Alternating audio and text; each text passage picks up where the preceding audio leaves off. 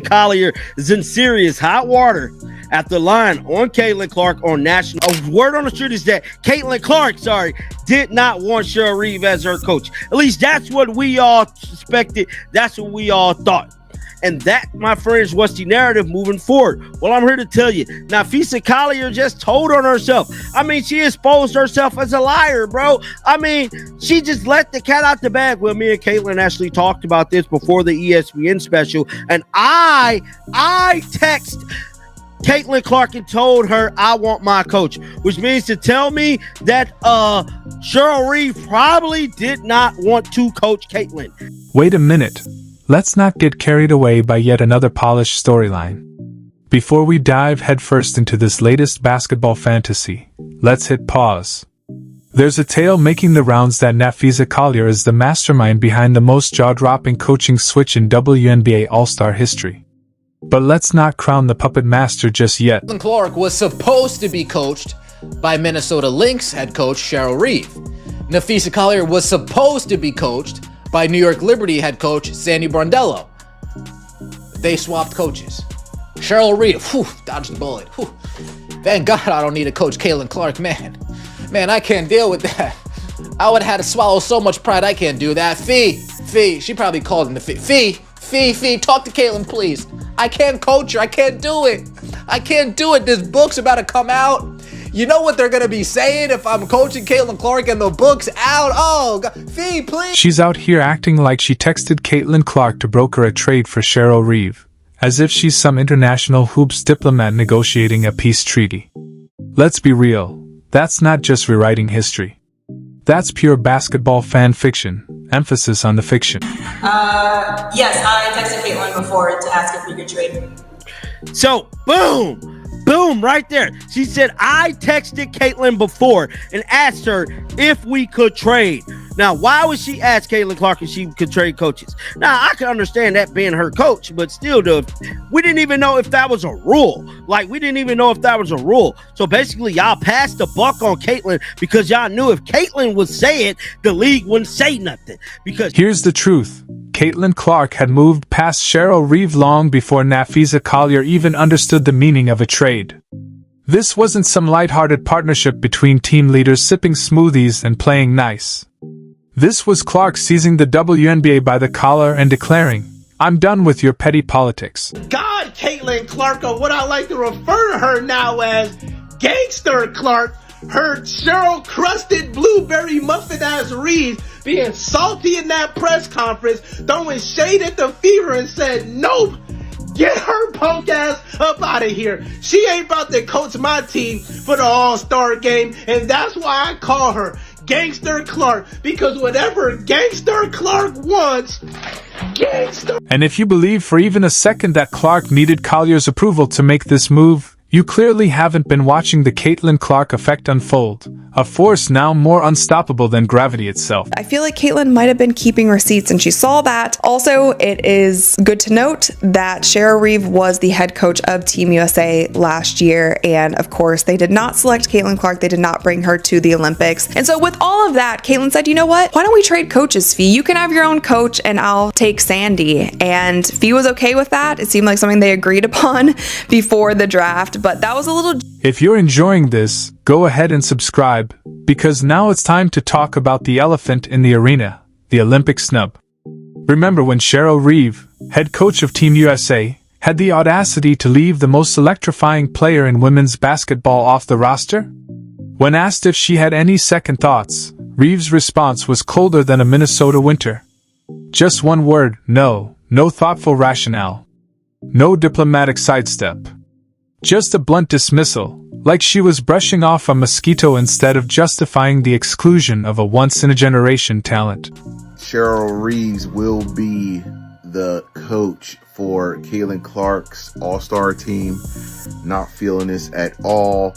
This is the same woman who despised her last year, saying, I don't give two shits about Caitlin Clark. The same woman who really didn't want her on the Olympic team. She was hell-bent about it. Very open about it. Same woman who wore Black Girls Rock while playing Caitlin Clark, insinuating that Caitlin Clark is a racist So she's going to be, pandering to the audience. But the disrespect didn't stop there. Before Clark had even played a minute of pro ball, Cheryl Reeve was already tossing shade on social media like confetti at a bitter ex's wedding. She fired off cryptic tweets grumbling about the attention Clark was getting, dropping hashtags like #12teams and #TheWisMoreThanone player, like Clark herself had masterminded the league's entire marketing playbook. This wasn't leadership. It was envy in a coach's disguise. Clark and Naphessa Collier, they traded their coaches. They didn't trade any players in the draft. They traded their coaches, and a lot of people think they know why. So last year, Coach Cheryl Reeve had a few things to say about Caitlin Clark on Twitter. This was one of the exchanges. Cheryl Reeve tweeted about a preseason game and how the Lynx weren't going to be playing, and that the Lynx game, wasn't going to be televised. And so somebody commented, they said, "Is there a reason why it's not being shown?" And someone else commented, and they said, "Because they only care about Caitlin." And Cheryl Reeve tweeted, and she said that part. A lot of people felt like this was very unprofessional for a coach to be engaging in the fan commentary, and especially calling out one single player that has nothing. And let's not forget the cherry on top of this disrespect Sunday. While Clark was putting up historic numbers and packing arenas like the Taylor Swift of basketball, Reeve still acted like she was some kind of nuisance to the game.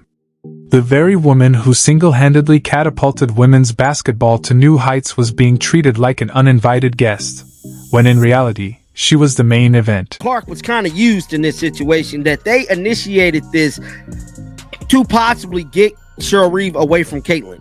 Because we know Cheryl Reeve really don't like Caitlin, bro. She don't like her at all. Not even a little bit. And so they knew that if Caitlin was the one to say, you know what, let's trade coaches, they wouldn't say nothing. Here's where things heat up. Clark earned her captain title with a record-breaking 1.29 million fan votes. This wasn't a rookie going rogue. It was the league's biggest star owning her role. When you're selling out arenas from Iowa to Brazil and driving ticket prices through the roof, you don't take orders. You give them. The twist? Reeve was assigned to coach Team Clark because of the Lynx's record. But Clark saw that as a participation trophy she never wanted. No way was she letting someone who'd spent months downplaying her lead the charge in her house. The audacity was unreal. What's gotten into Caitlin Clark? You are leaning into this bad guy role. I love it. I don't know what's gotten into you, Caitlin Clark, but you've been on some I don't give a F lately. I love it. Oh my God, I cannot believe she just eviscerated and embarrassed Cheryl Reeve on national TV like that. They said, "Hey, would you like to make a player trade?" It's better yet, I'll do you one better. Get this fucking coach up out of here. Hey, Caitlin. When Clark made her move during the live All-Star draft, she didn't ask, she took control. "I don't know if this is in the rules. I don't really care," she said, fully aware the league revolves around her. "Sorry, WNBA. Sorry, ESPN. We just made it a rule." This wasn't just a coach swap. It was Clark rewriting the rules in real time. She saw the system and said, "That's cute.